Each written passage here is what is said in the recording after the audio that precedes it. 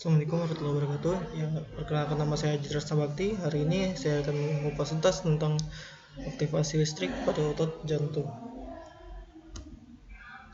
Teman-teman, ya, kontraksi sel otot jantung terjadi oleh adanya potensial aksi yang dihantarkan sepanjang membran sel otot jantung akan berkontraksi secara ritmik akibat adanya impuls listrik yang diakibatkan oleh jantung itu sendiri yang disebut otoritmik. Terdapat dua jenis khusus sel otot jantung, yaitu sel otot kontraktil dan sel otot otoritmik. Sel otot kontraktil melakukan kerja mekanis, yaitu memompa, sedangkan sel otot otoritmik mencetuskan dan menghantarkan potensial aksi yang bertanggung jawab untuk kontraksi sel-sel pekerja. Berbeda dengan sel saraf dan sel otot rangka yang memiliki potensial membran istirahat, sel-sel khusus jantung tidak memiliki potensial membran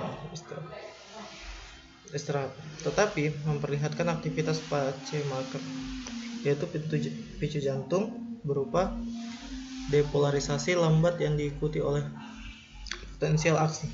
Apabila potensial membran tersebut mencapai ambang tetap, dengan demikian timbullah potensial aksi secara berkala yang akan menyebarkan ke seluruh jantung dan menyebabkan jantung berdenyut secara teratur tanpa adanya rangsangan melalui saraf.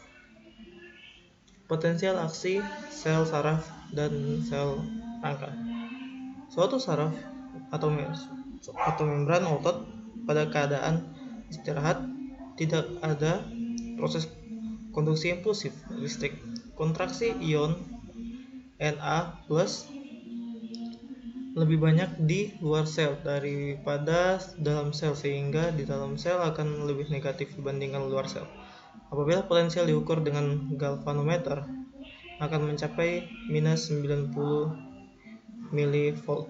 Membran sel ini disebut dalam keadaan polarisasi dengan suatu potensial membran istirahat minus 90 mV. Apabila suatu rangsangan terhadap membran dengan mempergunakan listrik mekanik atau zat kimia, maka butir-butir membran akan berubah dan beberapa ion Na+ akan masuk dari luar sel ke dalam sel. Di dalam sel akan menjadi kurang negatif. Pada luar sel potensial membran akan meningkat. Keadaan membran ini dikatakan menjadi depolarisasi. Suatu rangsangan cukup kuat mencapai titik tertentu sehingga dapat menimbulkan depolarisasi membran. Titik tertentu ini disebut nilai ambang, dan proses depolarisasi berkelanjutan disebut irreversible. Ion-ion Na akan mengalir ke dalam sel secara cepat dan dalam jumlah yang banyak. Pada keadaan ini potensial membran akan naik dengan cepat menjadi overshoot plus 40 mV. Terjadinya depolarisasi sel berlangsung kurang dari 1 milidetik. Segera setelah potensial aksi mencapai puncak mekanisme pengangkutan dalam sel, membran dengan cepat mengembalikan ion-ion Na+ ke luar sel sehingga mencapai potensial membran istirahat yang disebut repolarisasi. Suatu rangsangan yang mencapai nilai ambang timbul potensial, kemudian mencapai repolarisasi berakhir dengan potensial membran istirahat. Keseluruhan siklus ini mencapai 3 milidetik. Setelah timbul potensial aksi, sel membran akan mengalami repolarisasi. Proses repolarisasi sel membran disebut suatu tingkat refraktor. Tingkat refraktor ada dua fase, yaitu periode refraktor absolut dan periode refraktor relatif. Periode refraktor absolut terjadi selama tidak ada rangsangan, tidak ada unsur kekuatan untuk menghasilkan potensial aksi yang lain. Periode refraktor relatif terjadi setelah sel membran mendekati repolarisasi seluruhnya, maka dari periode refraktor absolut akan menjadi periode refraktor relatif. Dan apabila stimulus yang kuat secara normal akan menghasilkan potensial aksi yang baru. Elektrofisiologi jantung bagian kedua. Kontraksi sel otot jantung dalam siklus dipicu oleh aksi potensial yang menyebarkan ke seluruh membran sel otot. Terdapat dua jenis sel otot jantung, yaitu sel kontraktil dan yang membentuk 99% sel otot pada jantung yang melakukan kerja mekanis, memompa darah dan keadaan normal. Sel ini membentuk sendiri potensial aksinya. Sel otoritmik yang tidak berkontraksi tapi khusus memulai menghantarkan potensial aksi yang menyebabkan kontraksi sel-sel jantung kontraktil. Sel oritmik merupakan sel jantung yang khusus berbeda dari sel saraf sel otot rangka dalam sel, di mana sel oritmik jantung tidak memiliki potensial istirahat. Sel ini memperlihatkan aktivitas pemicu, yaitu potensial membran secara perlahan terdepolarisasi sampai ke ambang potensial pemicu. Dengan siklus yang berulang, sel oritmik memicu potensial aksi kemudian menyebarkan ke seluruh jantung dan memicu denyut berirama tanpa rangsangan syaraf apapun. Sel jantung oritmik ini membentuk area tersendiri di nodus sinoatrial.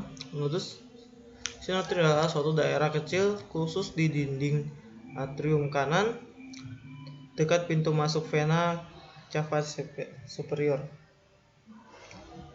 Dan ada nodus atrioventricular atau nodus FAV, suatu berkas kecil sel otot jantung yang khusus terdapat pada dasar atrium kanan dekat septum, tepat di atas pertemuan atrium dan ventrikel. Berkas HIS atau berkas atriventricular itu satu jaras sel khusus yang berasal dari nodus AV ke septum ventrikel. Di sini berkas tersebut terbagi menjadi cabang berkas kanan dan kiri yang turun menyusuri septum, melengkung mengelilingi ujung rongga ventrikel, berjalan ke arah atrium sepanjang dinding luar. Serat Purkinje. Serat ini halus terminal yang menjulur ke seluruh miokardium ventrikel seperti ranting kecil dari suatu lubang pohon.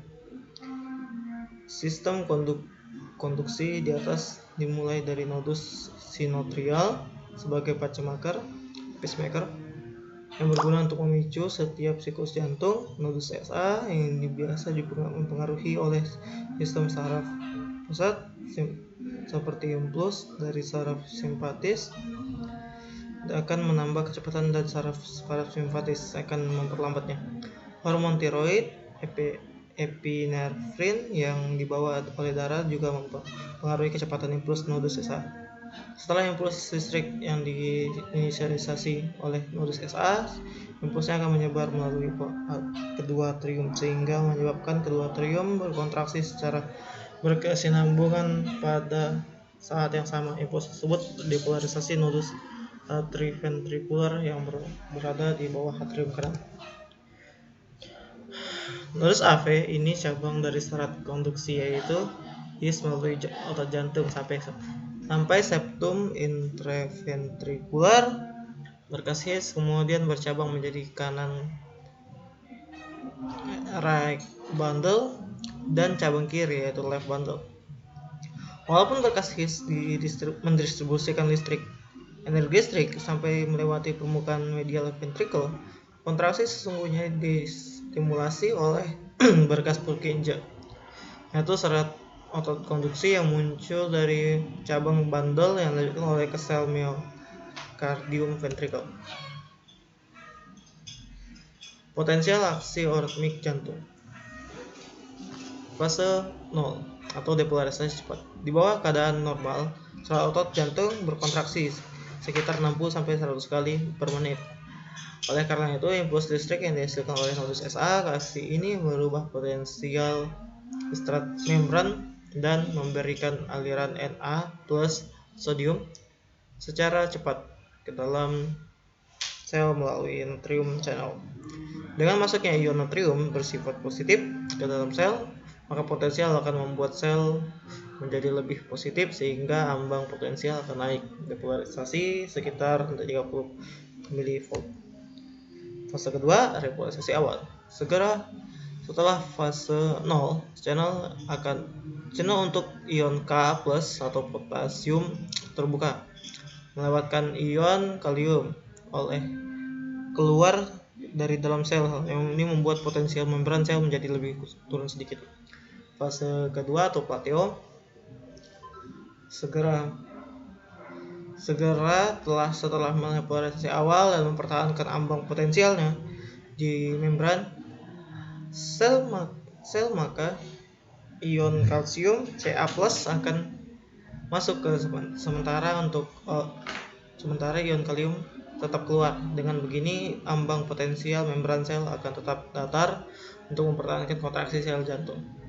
Repolarisasi cepat, aliran lambat ion kalsium berhenti, akan tetapi aliran ion kalium keluar membran sel tetap akan terjadi sehingga potensial membran menjadi turun lebih negatif dan disebut dengan repolarisasi cepat.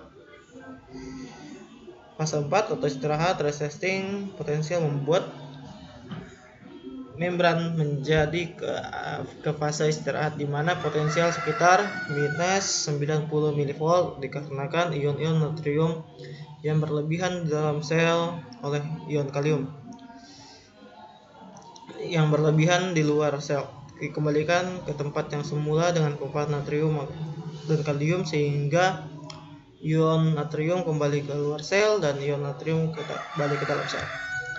Pada jantung, ion natrium plus kemudian mudah bocor sehingga setelah repolarisasi ion Na+ nya masuk kembali ke sel disebut depolarisasi spontan.